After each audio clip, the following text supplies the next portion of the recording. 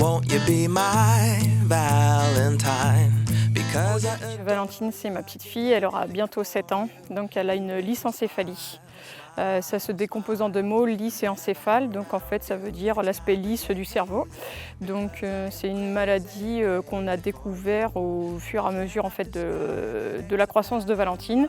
On a commencé à se poser des questions vers ses 3 mois, donc, parce qu'elle n'attrapait pas les jouets, elle avait un regard évasif et elle ne se retournait pas. Et des premiers examens médicaux qui ont révélé que l'activité du cerveau était anormale. Donc il faut savoir que c'est une maladie très rare qui touche à peu près un enfant sur 100 000. Et là où c'est extrêmement rare pour Valentine, c'est qu'il existe plusieurs types de lysencéphalie et celle dont elle est atteinte n'a que 4 cas répertoriés à l'heure actuelle dans le monde. À l'annonce du diagnostic, on nous a indiqué que le handicap serait très sévère. Donc il est à la fois moteur et cérébral. Donc en fait c'est toutes les parties du cerveau qui ont été touchées. Et du coup Valentine là à 7 ans, en fait elle ne marche pas, elle ne parle pas. Elle a été alimentée par une sonde au niveau de l'estomac. Il y a une prise en charge médicale qui est très importante au niveau de chaque semaine. Elle a au minimum 4 rendez-vous médicaux, du kiné, de la psychomotricité, de l'ergothérapie, plus plein de consultations avec différents spécialistes. Il faut savoir que la prise en charge de Valentine, même si elle a 7 ans, c'est comme un enfant en fait, comme un bébé de 6 mois où on doit tout lui assurer, l'habillage, laver, lui donner à manger. Donc même si c'est par une sonde gastrostomie, elle a aussi l'alimentation par la bouche, donc ça va être un petit suisse éventuellement.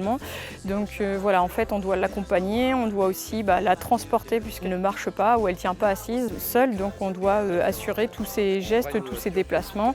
Donc c'est un véritable accompagnement au quotidien, et y compris du temps de surveillance, de jour comme de nuit. Dès qu'on parle de handicap et encore plus de polyhandicap, il existe très peu de solutions, à la fois avec des assistantes maternelles agréées, mais aussi avec des structures, des établissements spécialisés qui ont peu de place, voire pas du tout, pour les enfants polyhandicapés.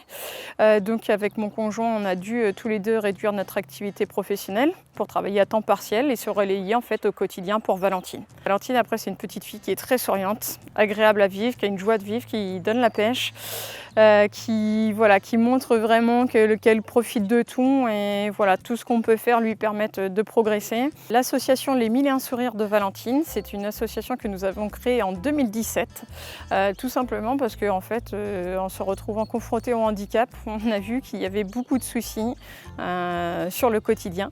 Donc en fait, nous, notre association a 4 objectifs. Le premier, c'est de venir en aide à la recherche génétique sur la lysencéphalie. Le deuxième, c'est de communiquer sur la maladie de Valentine et le handicap de façon générale. Ensuite, on a aussi venir en aide à d'autres familles. Et le dernier point, c'est venir en aide à notre famille, parce qu'évidemment, nous sommes confrontés, en travaillant à temps partiel, à des réductions de salaire et du coup à des frais qui sont très onéreux au niveau du handicap. Et il faut savoir par exemple que vu que Valentine ne marche pas, elle a une poussette adaptée qui a coûté de plus de 3 000 €, avec une prise en charge pour nous qui était à hauteur de 2 000 €. Avec la création de l'association, on organise des événements, des collectes de fonds qui nous permettent de pouvoir acquérir aussi ce matériel.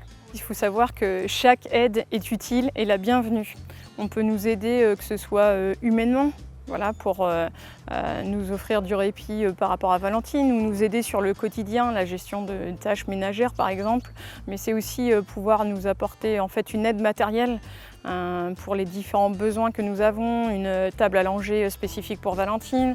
Là on est sur l'aménagement du logement, etc. Donc du don matériel par exemple par rapport à des entreprises qui auraient du matériel à nous offrir, mais ça peut être aussi une aide financière.